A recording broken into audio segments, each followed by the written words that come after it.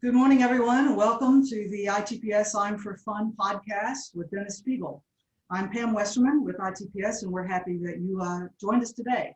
Before we begin, just a couple of quick points. First, if you have any comments relative to the podcast, if you have any trouble with audio or visual, please place those comments in the chat box. Second, if you have any questions you would like answered today, please put those questions in the Q&A box you will find in your toolbar. We'll get to as many questions as we can today as time allows. But just know if we don't get to your question, we will send you follow-up information on all the questions that we receive. So please feel free to ask anything that comes to mind. With that, I'm going to turn the podcast over to Dennis Speigel, founder and CEO of ITPS. Dennis, it's all yours. Okay, thank you, Pam. First of all, I want to welcome everybody from around the world. We have over 200 participants on our first podcast, and we're extremely excited and proud about that. A little bit about the podcast and what precipitated the name. For those of you who've known me in the industry, you know I like to have fun. My license plate on my Corvettes for 48 years have always said, "I'm for fun." And of course, the policeman, when he gives me the ticket, says, "Let's see how funny you think this is." That's been their MO. We here at ITPS, we take fun seriously. That's been our motto for years. Fun is a serious business. And our industry is a serious business. And we've never gone through a more serious time in our history than we are experiencing right now. So we felt it was important to bring people in from the industry who could speak to different topics. I'm really proud today to have our first participant guest, someone who's known around the world. He's a longtime friend of mine, 30 plus years. He's a colleague, and we know him as an industry icon and certainly well respected. Jim Seay. Jim Seay is president and owner of Premier Rides in Baltimore, Maryland. And he is one of our champions of safety throughout the industry, throughout the world. And I don't think there isn't a country that he probably hasn't traveled to talk about safety and in our industry. And now we wanted to get him in to talk a little bit about COVID. So I asked Jim to come on. I said, you know, Jim, we are, for the last 6, 7, 8 months now, we focused in the industry on the operating side of the ledger. The impact that COVID-19 has had on parks all over the world. Disastrous, as we know, catastrophic. And I've asked Jim if he'd join me today and come in and talk about the manufacturer, the supply, the vendor side of the industry, which is our co-partner in this industry. Without companies like Premier, Zamperla, all of these major ride operators and attractions, Sally, we wouldn't be able to offer the entertainment and the form of fun and family fun that we do. So I've asked Jim to come in and talk with us today and present that side of the ledger, see what the impact has been. So Jim, I'd like to welcome you and ask you to give us a little background on Premier and yourself, and then I'd like for you to get into the topics that we want to cash in on today, which is what that impact has been on the manufacturing side. I know it's been tough. Well, how are you, Dennis? And I'm honored to be here as your inaugural guest. I'm excited about your new program. And I think it's great to kind of combine the fun with the reality of the world. And I always appreciate you do push hard to make our work fun. And I think you've impacted me over decades now on making sure that I enjoy the industry as well as my work hard ethic. So play hard, work hard, kind of gotten that from you, and it's gotten me in trouble sometimes, but myself, I think most people know me pretty well. I don't want to spend a lot of time talking about myself or Premier, because I think you got a great topic, and I'm very appreciative that you not only understand that it is a partnership of the supply side of the injury and of the industry and the operational side of the industry, but it's also, as you said, all the news is always focused, 99% of it is focused on the operational side, appropriately so, because that is who impacts the guests. And the operators not operating means guests aren't having fun, as you say. And but it is a partnership. Myself, there's so many great stories in the industry of people who like a Gary story, who started with sweeping midways and running games, and then ended up leading Six Flags as a COO. There's great stories like that. I was not one of those people. I know you came up through the industry. I came out of the aerospace industry. I was very fortunate to get out of college, and even during college worked for Howard Hughes's company, Hughes Aircraft. Had the aerospace period when there was a big buildup under the Reagan era, and that was great. But I was also fortunate that I transitioned thanks to a gentleman who was a former head of OABA, former Six Flags exec, Bob Johnson, convinced me to switch from aerospace engineering into this field, which might seem like a big change, but you mentioned safety, and because our industry is so focused on safety, it actually uses the same tools as the aerospace industry, same programs, same failure modes analysis. So there's a lot that comes together there. I worked with Six Flags originally as a corporate guy, and then as a park guy, maintenance, engineering, capital. But then I transitioned to Premier Rides right after they were doing their startup. Wanted to be an entrepreneur at that time. This was Premier Rides was a great opportunity. We're now 25 years old. Wow. We focus mainly on larger attractions, custom attractions that use technology. So we're known for our launch coasters. We're presently doing dark rides that have robots in them, that you ride on the robot, that are also a roller coaster at the same time. So things like that. So we're a team-driven company that has a phenomenal team of people that work together great to produce some amazing attractions. Our most recent one just opened in the beginning of this year, West Coast Racers, and unfortunately it's closed right now, which is disappointing because it is an amazing attraction, but it's at Six Flags Magic Mountain, which is one of those parks that you see in the news that is closed right now and has been closed for 6 months. Jim, if I had said to you in January, hey Jim, we're going to be sitting here Labor Day, and Disneyland, Universal Studios, Knott's Berry Farm, Magic Mountain, and a litany of other parks aren't going to be open, what would you have said? Well, I would have said you're drinking a lot of your very fine wine that I always see you with, Dennis. It would be, I mean, the amazing thing is that IAPA had a leadership conference the week the world really came to a stop. And the leadership conference of all places was in Los Angeles. California, yeah. California. And I've always been the optimist in this situation, and I've been wrong every time. So I was at that conference arguing with IAPA because they were talking about taking cautious steps and turning things off at an advocacy days coming up in a few weeks.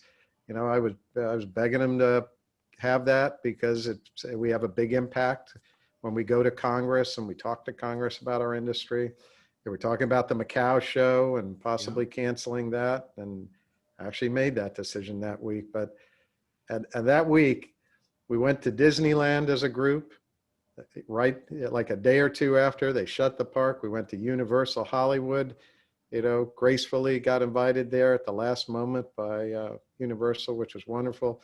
A day or two after that, that got shut down. We were supposed to go to Six Flags Magic Mountain for a huge party at West Coast Racers. That got shut down before we even got there. We went to the Laugh Factory as a group, had the greatest time.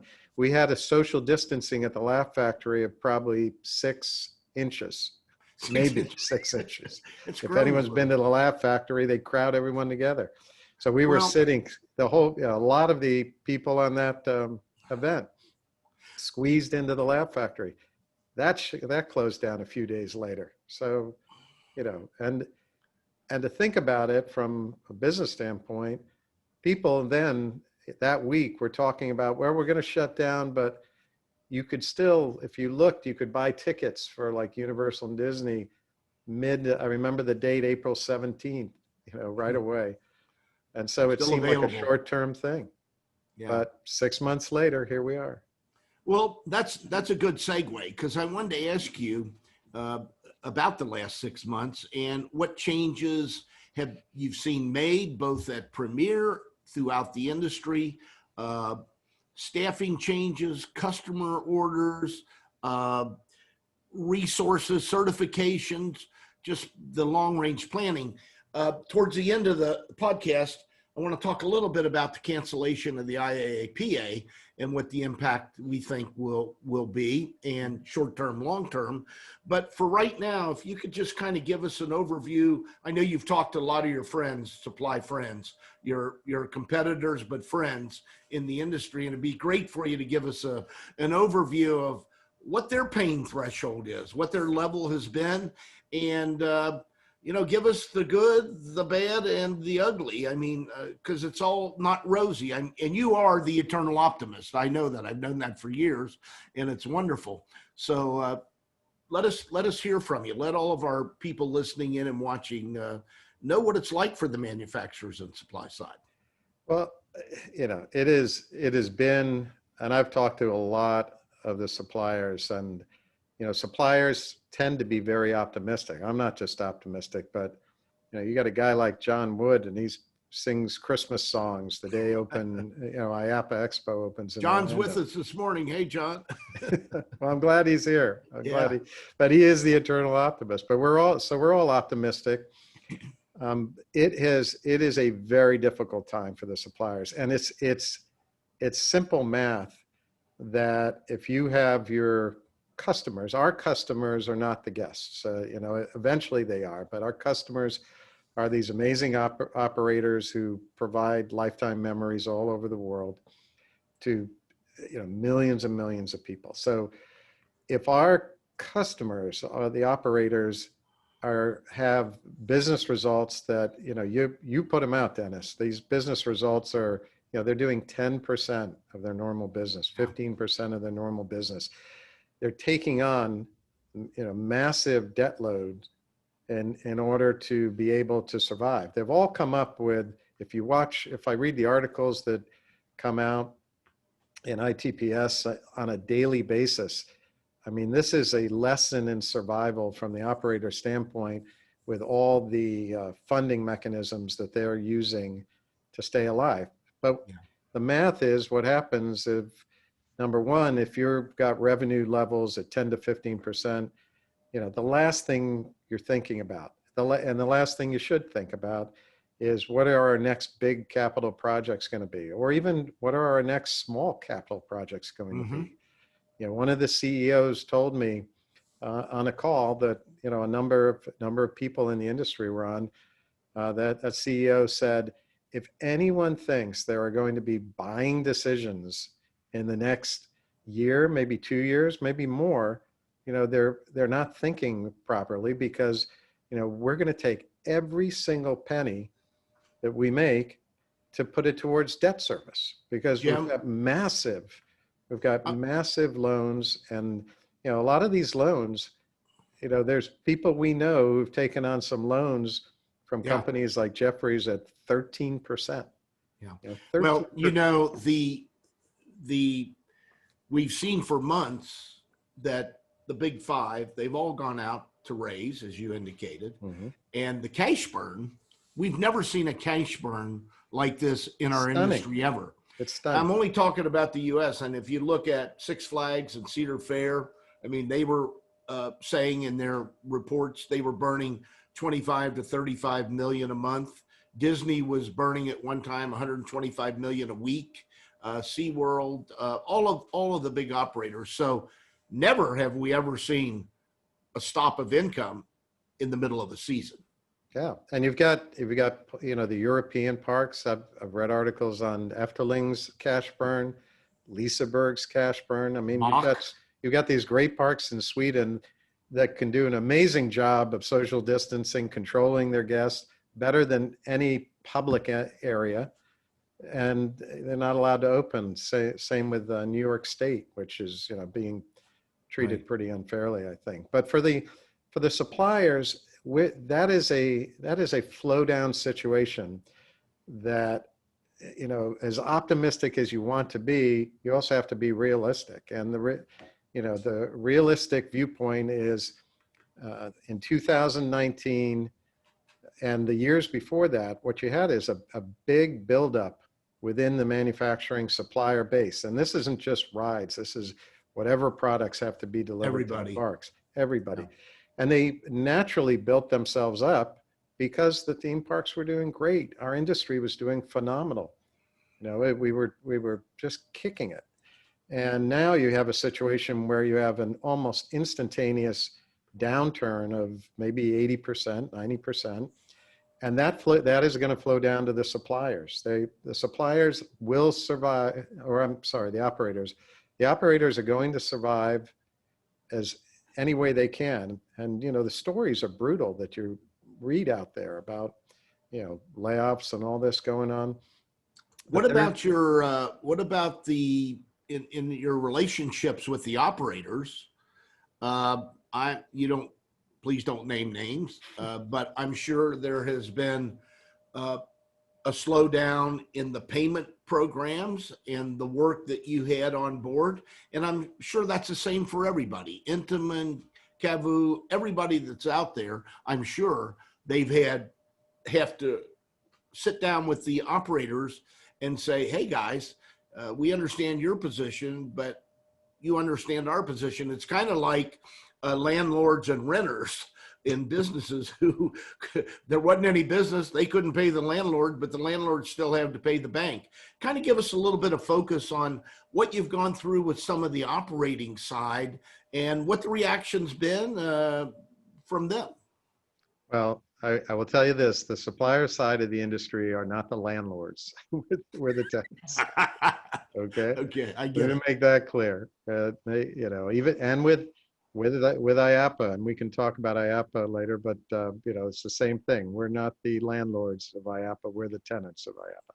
Right. So as tenants, you have a situation where, it's been very difficult from our standpoint, the supplier standpoint, because frankly, and I won't name names. I feel like if this was an evening show and I had some martinis from Jim Pattison lined up here, I'd probably name names. But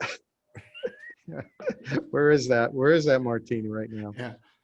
But I would tell you there are stated strategies by some of the operators to slow pay, no pay, and those are very difficult. What do you do, Jim, when you're a designer, you're a creator, you work with the fabrication manufacturing side? I don't think you sit in Baltimore and actually build them, but you oversee all of this. And what about your supply side and resource? I'm sure this goes back down to them too. And how long does something like that last and continue based on what you're seeing right now? Well, there's a value proposition that has to be taken into consideration, and it's on the supplier side with all your fabrication staff, with all your design staff, with your fabrication facilities.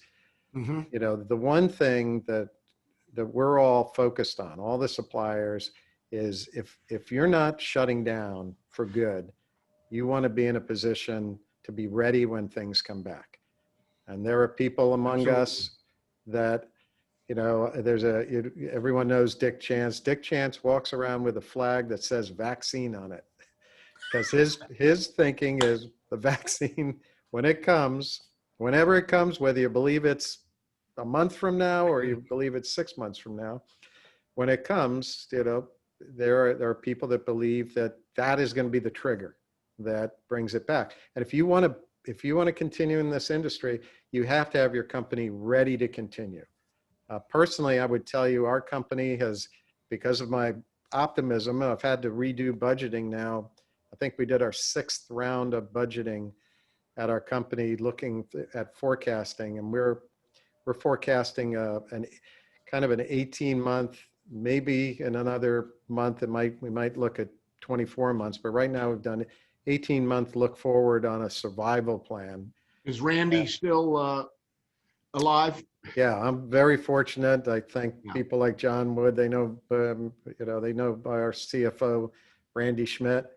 And Randy goes back to the Intamin days, actually. Yeah, I remember. You know, and I'd be remiss if I say the word Intamin that, you know, I read yesterday and your daily and Amusement Today's daily that Robert Spieldinger passed away. And, you know, I think a lot of people probably on this call, I don't know if they've seen it yet, but you know, we want to talk about one of these icons on the supply side of the industry. I got a nice note, Jim, from Patrick Spieldinger today at Intamin. I'd sent him a note of condolence because of him passing, and 92 years old. I said, I remember when I first met him 50 years ago, and I thought he was old then. So I must have been about 13 or 14. Robert was an iconic guy, and you know, and he's very fortunate that Patrick has led the company afterwards. And anyone who's honest in our industry would know that a lot of us owe our presence as suppliers, as some of the larger ride manufacturers, to Robert, you know, Reinhold and Ali Psycho. Yeah. You know, those guys, a lot of companies, including Premier, kind of have roots back to Intamin, whether they're formal or not formal. Yeah. So that's something. They're your Disneyland of the supply side. They are them. Yeah, they are. What's the impact, Jim, been to the materials? Is it good? Is it bad? When things do get a little better, we know they will. We're resilient. Are prices going to be here, or what are you seeing from the steel and those types of resources products?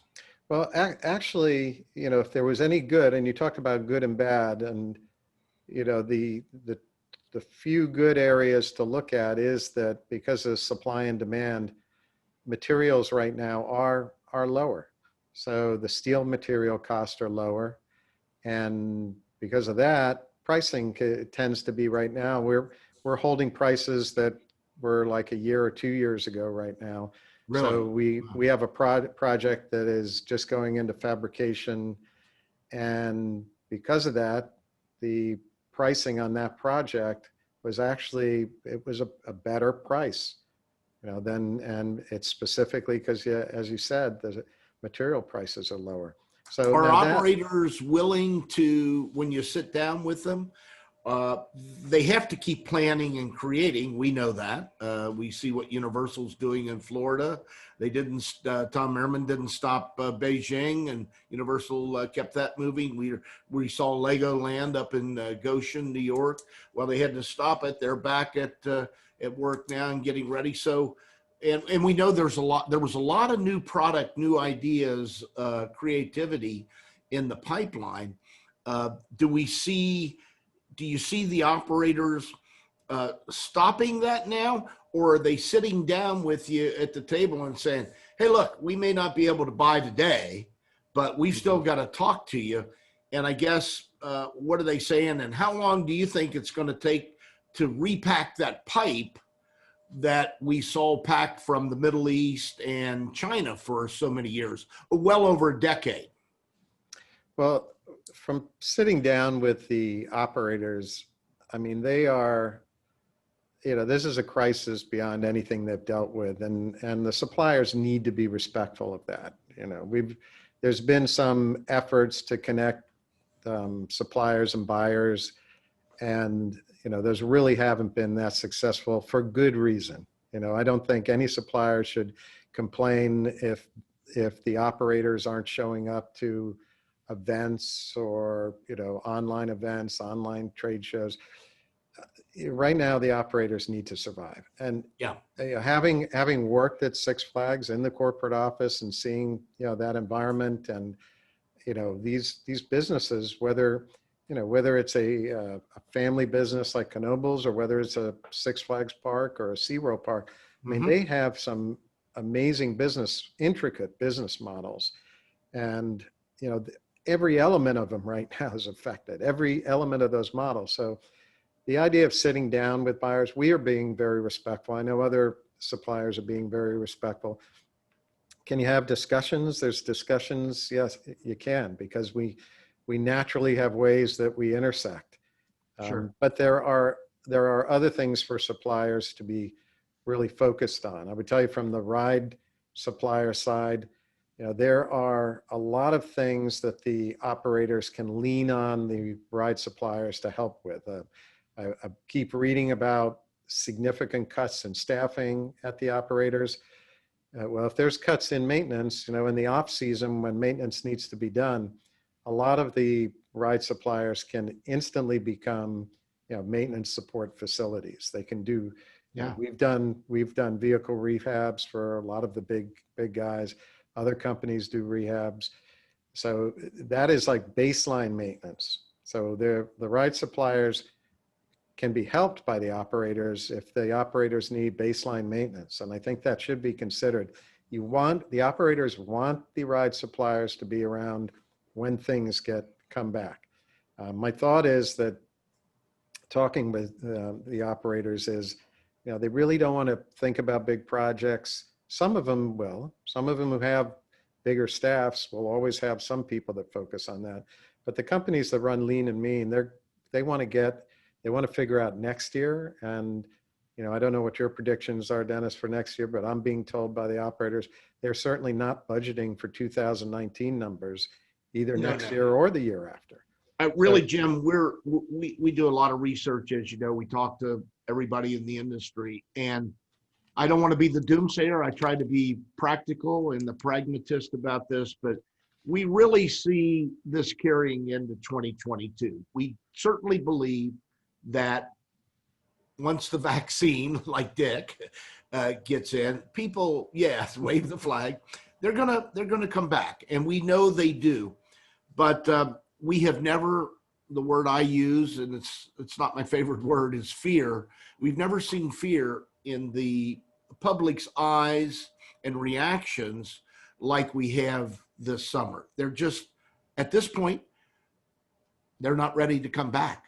They are not ready to come back. And no matter what the parks do, no matter how much they promote, no matter how much they discount, the people just aren't there. And I've been to several parks, and that would, during their peak season, literally the peak weekends, where they would be carrying 40,000 visitors, maybe having 5 to 7 or 8, and peak. And that wasn't just 1 or 2 days.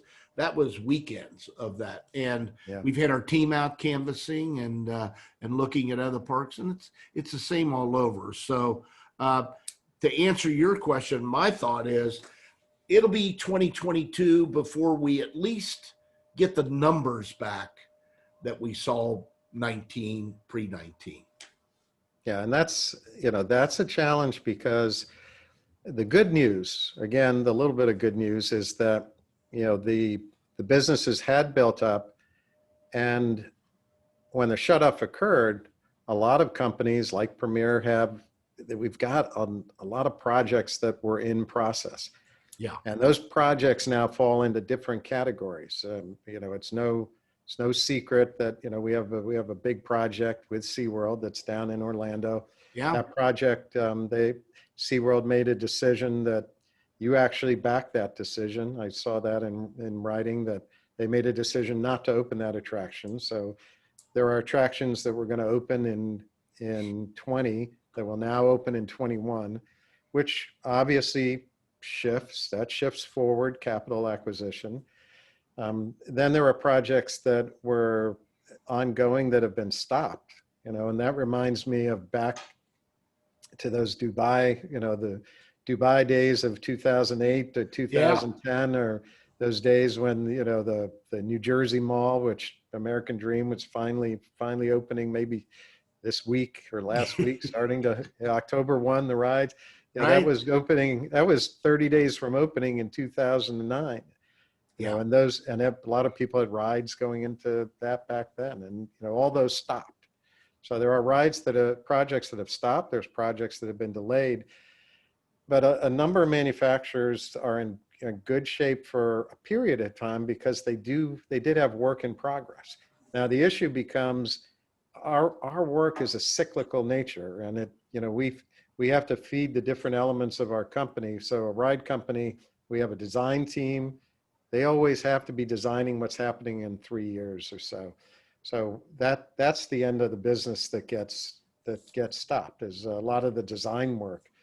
And, I can't speak for the design companies, but I know I've talked with some of them, and they've said that's been the challenge, that this is like the first time in years where they don't have an excess of work, where their challenge is, how do I handle all the work? It's now trying to get any work. Yeah. So, well, we saw a little ray of sunshine this weekend in Orlando. We'll see how long that sun stays out. But if you read our news this morning, you'll see there was a story by the Orlando Sentinel that talked about Universal hit capacity, Disney hit capacity over the holiday. iDrive was packed. Now, let's qualify that, okay? They were hitting capacities at the levels at which they're allowed to operate. Right. So they weren't at the 2019 capacities, but it's an indication, again, that we're resilient and people do want to come out, and we are the global form of family entertainment preferred, and still have the price value relationship. So that was a good article, good piece of news that we saw. And absolutely. I know here in Cincinnati, we saw people, it was beautiful weather this weekend, prettiest weekend we've had in months. And everyone was, where restaurants were open and had outside seating. And I wanted to ask you about this, your thought. Outside seating, they were full. Yeah. The ones that didn't have outside seating, they were at 10 to 15% capacity. Yeah. That comes back to the fear, and people are still concerned about coming out. What's it like up in Baltimore, and what are you seeing up in the Northeast? No, it's the same. I've spent part of this time down in Florida. Florida, like you said, has a different kind of attitude, and down there they opened restaurants a long time ago with outdoor dining, and those restaurateurs turned every nook and cranny that was outdoors into a dining table. So right, the restaurants were they were full down there, and they've been full here up in Baltimore in the ones that can do outdoors. And the challenge becomes, it's already started getting, we've had a couple cool nights up here in Baltimore, and that's going to be the same for up in New York City. That New York City has been struggling with the restaurant situation. There was a statement yesterday that Cuomo up there is telling them it'll be June of next year before he made that public. It might be June of next year before restaurants have indoor dining. And you talk about killing businesses. I come from the New York City area, so I'm particularly upset that we have an industry that so many individuals came together, working with IAPA, NEAPA, PAPA, all the European group with EMEA at IAPA, all these people that came together have put together incredibly thorough standards on how to operate safely and have staffing that they could operate safely. And then in New York City, you go to some areas that they're like packed and people aren't wearing masks. And then you go to Coney Island and it's deserted, where if Coney Island parks were open, they'd be operating with social distancing. They'd control the crowds. So it's disturbing. Well, we've got a lot of friends at Coney Island, as you know, and have it is the Mecca. 100th anniversary of the Wonder Wheel. Yeah, and that unbelievable Dino's Wonder Wheel 100th anniversary. Well, it's really been disastrous for not only the major operators, as we know, the big players, the chains, but the small guys. And I know you talked to a lot of them. I know you talked to Dick Knoebel. I know you talked to the Waldemar guys. I know you talked to the Kenobi. I know you talked to, what do you hear from those guys from a buying or supply or just a general reaction?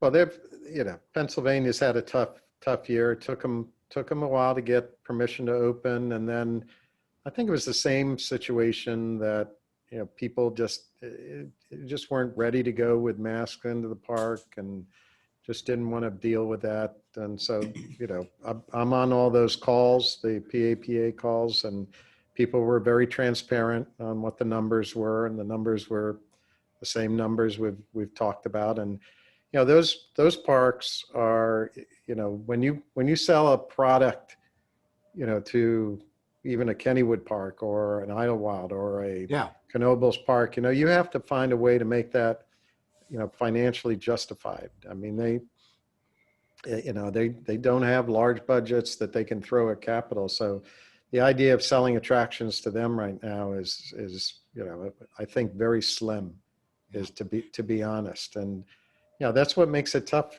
for the suppliers. And the suppliers, the issue is to build these attractions from the ride standpoint. I'm not speaking to all suppliers, but from the ride standpoint, there is a level of art to the fabrication of these attractions. I mean, there's a reason rides today, coasters, for example, you go on a coaster that's built today, and whether it's a wood coaster, whether it's a hybrid coaster or a steel coaster, inevitably people go on them and say they're amazingly smooth. And that's just because of all the experience of the last decades that these fabricators and technicians, which really are to some respect artists are.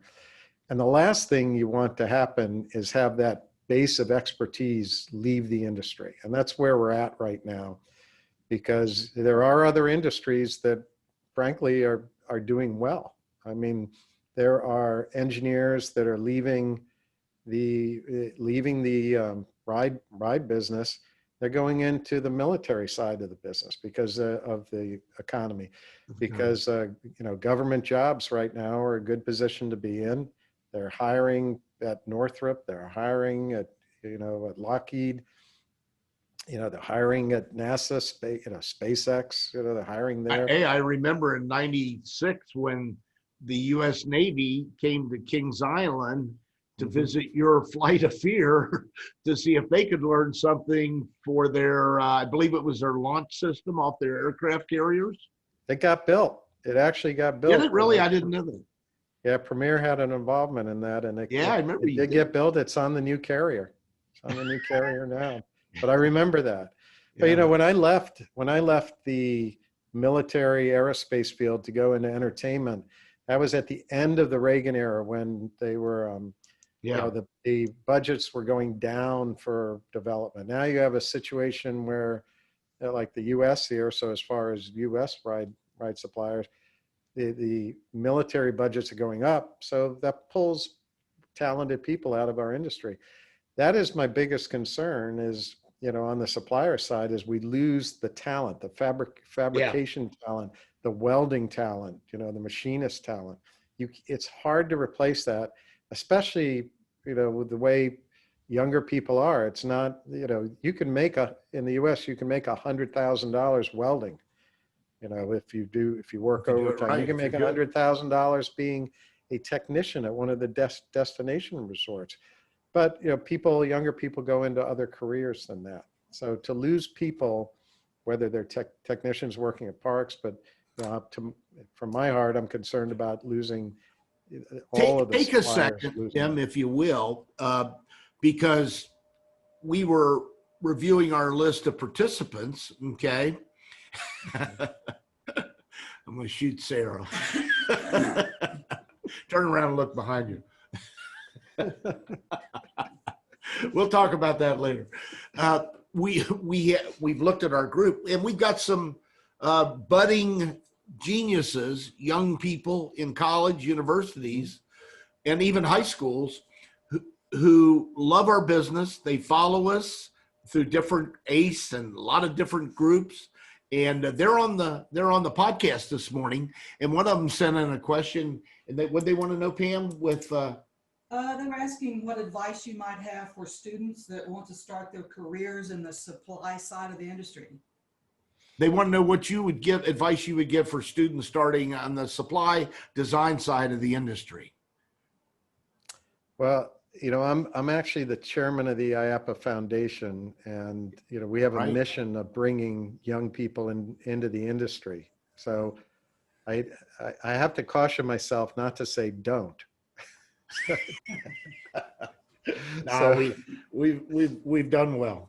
I know, because listen, up until last year, you know, I was at the ASTM annual meeting, which was a big celebration at Francine Gonzalez taking over ASTM. Yeah. You know, the first woman running ASTM, and Perfect pick. it was a big deal. It was I think Pam showed me a note here. I think one of the things they wanted to know was, just briefly, is there a course to follow, work in a park, intern at a place like Premier or Zamperla or Cavu or Inman or whomever, Great Coasters? What do you suggest that they follow, and so they don't get shut out? Well, what I'd just be real clear, because I think it's important to be transparent and honest on this call, is that there's two things to consider. And I would tell you this as the IAPA chairman of the foundation.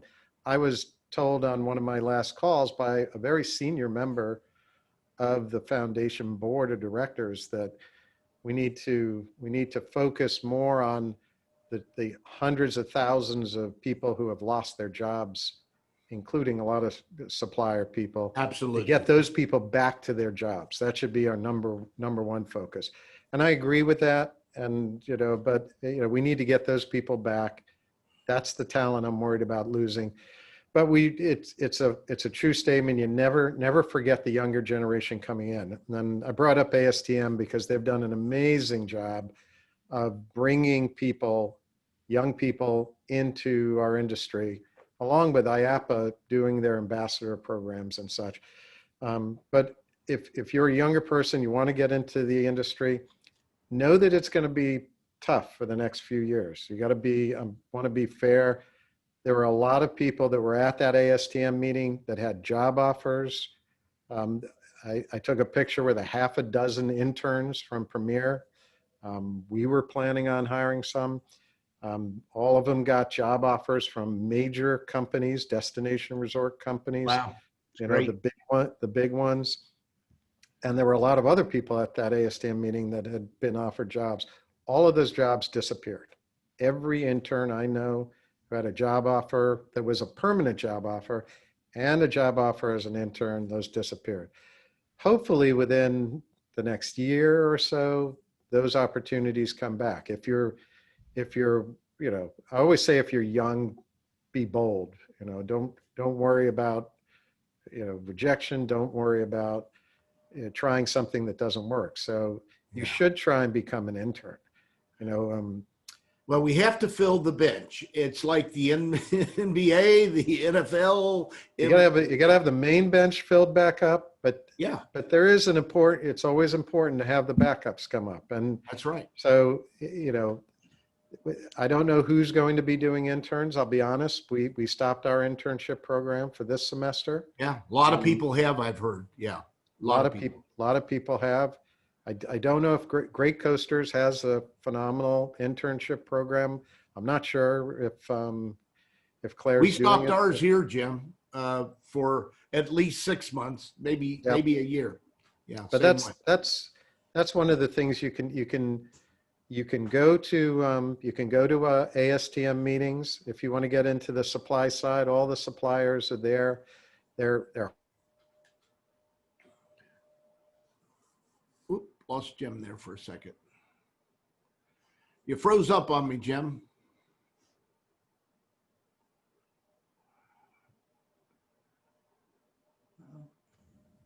We lost connection. lost you there, Dennis. There you are. You're back. Lost you there. There you are. But you can go to the ASTM meeting. I always encourage people to go wherever in the world you are, go to the IAPA events, be an ambassador for IAPA. The ambassador programs have resulted in a lot of people getting into this industry because they meet the movers and shakers, and they meet them in an environment where everyone's friendly and likes to hear about, people's desires for the future. So those are a couple of things. From a course load standpoint, I always tell students, be very general in what you take. Don't, be well-rounded. Don't, there are some positions for that finite element engineer who just wants to sit in front of a computer and design the strength of a weld. But there are more positions for people who can be well-rounded, technically sharp, but know how to machine something, know how to design something, know the business behind what it takes to sell something. Those are the What people. about this, Jim? The operators we know, because you talk to them and I talk to them, they've really come together to share ideas and collaborate during this time.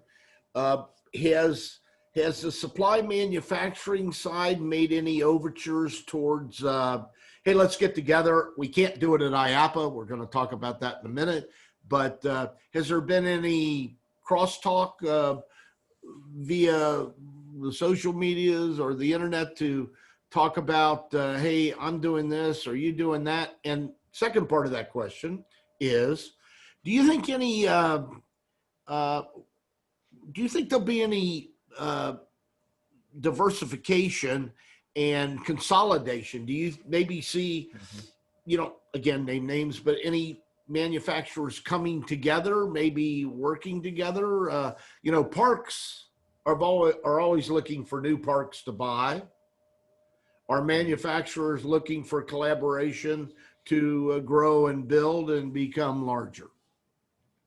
Well, in the first part of your question, I'd say, interestingly, this environment has created probably more communication between the manufacturers than I've seen in the last, maybe 5 years, 10 years. Wow. I mean, there is a lot of communication going on, and there are opportunities that are coming out of this. And I give an example, where the suppliers are kind of all looking out for themselves.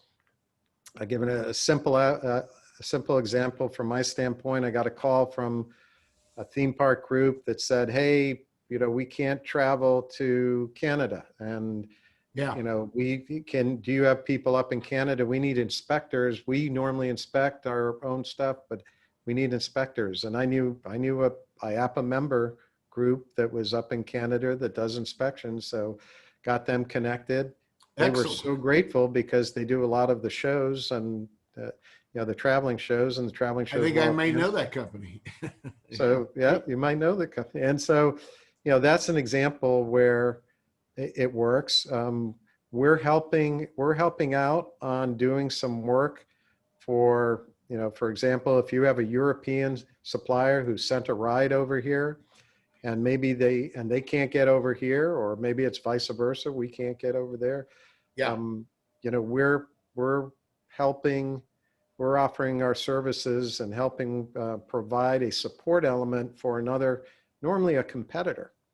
normally a competitor. And then there are operators like we have people in China, for example. So we've had discussions with operators who said, maybe you can do that sort of, supplier rep for that environment. And we might be helping a competitor, but the And manufacturers, hopefully we all that'll want to continue survive. now on for beyond COVID-19 and into the future. That's good karma, and that'll come back to you. I got another question. Mhm. We're getting a little close to the time, and Pam said we just had a lot of questions come in.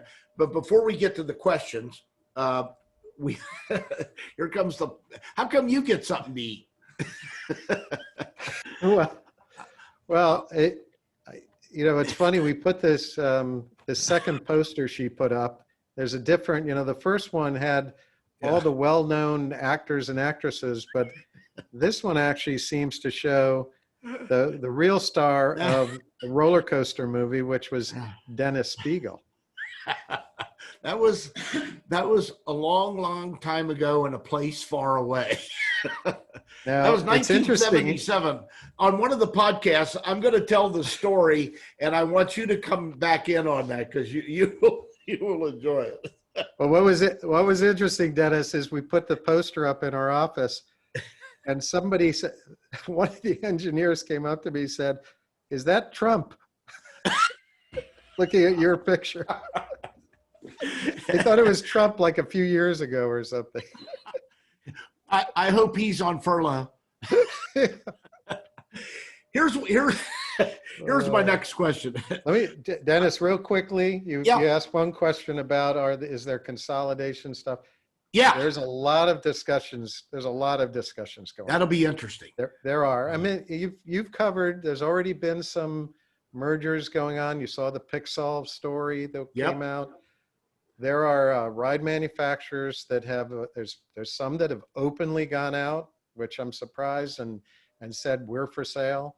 There's discussions, and those I'm surprised haven't come out on the news because they're just emails I got without an NDA. But I'm not going to name names, but there are others there's other discussions going on about consolidation. Is that healthy? I think it's very healthy. I think it's healthy because, every manufacturer has things that they are specialists in, things that are good in, and maybe other things they're not great in, but some other person might have that aspect of the business. So if we're going to survive, we got to figure out ways we work together.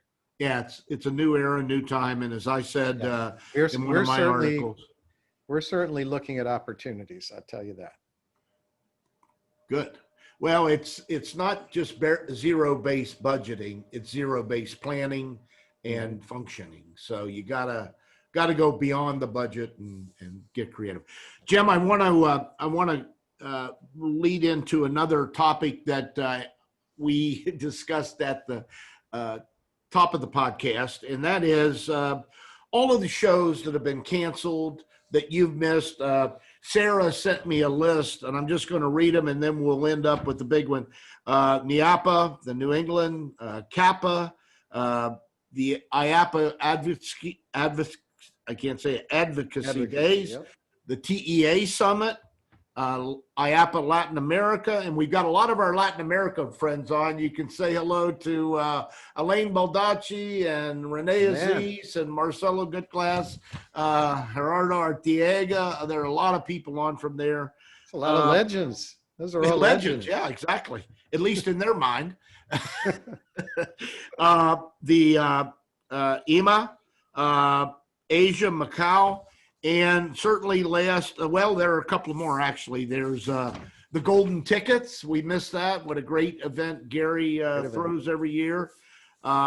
Europe, Atlanta, and certainly last but not least, IAPA Orlando. Me personally, I sent a note out in one of my daily news, and I said, we're not going this year. This is my 50th year of attending IAPA. It was a painful, we made a concerted decision here at ITPS. We weren't going to travel. We didn't want to be on airplanes. We didn't want to be in hotels. We didn't want to be in crowds, although we love our friends who would be in those crowds. And we don't have the money. The economics are not there this year to go and spend. And a company like Premier, I don't know what you spend on your booth. I want to know what you and Jim spend on the suite, the Premier Ripley suite. I would say somewhere just the alcohol is probably north of about 100, 200 million. So you got to sell a lot of roller coasters just to cover the booth. But seriously, we're not going to be at IAPA this year. They made the call, albeit late. There was a lot of talk and a lot of current flowing through the industry about, come on, make a decision, guys. Everything in the world is canceled. What's your view on that? What's your take? And where do you think we come out of that? Well, I would say that I remember when you wrote your 50-year column, and it was a sad one to read, Dennis. I was sad when I read it, but you were right on the mark. It probably was the motivating factor that, you talked about, are the manufacturers talking? We were talking with other people, and we got together with, Chance and Great Coasters and Larson and said, let's be the leader in this issue. Let's be bold. So we put out a statement pulling out of the show when we thought that it was already late at that point, because you were making it clear that a decision should be made. And when you talk about the amount of money that goes into these shows, it is a stunning amount. I remember Randy coming to me. This was a few years ago, showing me a $250,000 bill for the expo, with all the different doesn't elements. Shock me a bit. and that was a few years ago. Yeah. We have a lot more booze these days in the suite. So the number You're gonna is have a lot more stunning. reason for people to drink in the future. I can tell you that. Yeah, that's true. But what people have to understand is, I always remember I had a friend who works on the Macy Day Parade, and they came out of that old movie Miracle on 32nd Street and 34th Street, that they talk about that they start the planning for the next parade the day after the parade on that Friday, and the show is similar. Any of the shows, and now we've got them. We have shows going all the time now because we participate in like 4 or 5. That there's a tremendous amount of cost leading up to the show. And that's what the concern was with manufacturers, that just felt they weren't being heard, because especially if you're a European or if you're an Asian supplier who's going to exhibit in the US for that expo, you've got to design your booth months ahead of time, and you're spending expensive money, designing that booth. And then you got to start constructing it, and so the issue becomes, excuse me, it's for the movie. You're getting all kinds of food. So the issue becomes that you're spending, and then you've got just all the staff that you have to do all that's doing all the planning work, that and I bleed IAPA. Right? And everyone knows that. Yeah. I love the IAPA team. I mean, our company would not be where it is today if it wasn't for the work of the IAPA staff. None of us all would. the shows leading up to 2019. There is no question. I give them a lot of the credit. However, the reality is when your clients go down to 10%, they weren't going to come to the show. They told me they weren't coming to the show. So that's why we made that statement. If anyone hasn't read the letter, it's on our Twitter site, from the 4 companies. And, we love that show, but people have to take into consideration the amount of cost that is being spent prior to the show, that all of that money could have been saved with an earlier decision. So, I'm not being critical from the standpoint of critical against IAPA. Love IAPA. as I said before, we're not the big guys in that organization. The suppliers, I don't think, the average person knows the suppliers probably fund, I don't know the number, 80%, It's 90%. up around 80%. Yes. So 80% of the funds that actually are the operating funds of IAPA come from suppliers. But out of respect for it, it is an operators association. And it was established that way. It's existed 100 years for that way. And that's okay. But it is an operators association. And so the supplier, it's a very strange scenario. An operators association, 80%, 90% funded by suppliers. Jim, I've But always suppliers said, get a very small voice. and the board of directors was tired of me saying it for years, but this is what I learned when I went back on the board some 40 years ago, that we are an association of members serving members. Yep. Members serving members. And we should never lose sight of that. The backbone of our industry has always been the small parks, the small attractions that make up the majority of our association. And like you, I bleed IAPA too. Hard to believe I was chairman a few years ago. It's you're right. It's sad to not be there for my 50th is sad. I wanted to be there and carry the banner really high and have fun with you guys and all my friends that I love seeing every year. But it was a right decision, a little late, but the right decision. Now we just have to look at the future and all of these other shows and things. Were these technical shows, the virtual shows, did they work? Were they good? You were a participant in that. It's something that needs to be evaluated. And I'm sure the team is. I'm sure they're looking at that. Well, the concept of having it and the fact that they pivoted so quickly to have it, the IAPA staff should get a lot of credit. Yeah, absolutely. It's these calls, you saw how our call broke off suddenly. I mean, the technical issues on these events can create a very difficult environment. So Jim, let me do this. I'm going to stop you there and me. I'm going to ask Pam, do we have time for one or two questions? Well, we're at time. We're a couple minutes What over, are the questions? Okay. Jim, do you think that suppliers will be able to survive solely in the themed entertainment industry during the pandemic? Or do you think that some manufacturers are going to reallocate resources to enter other industry markets, diversify into other industry markets?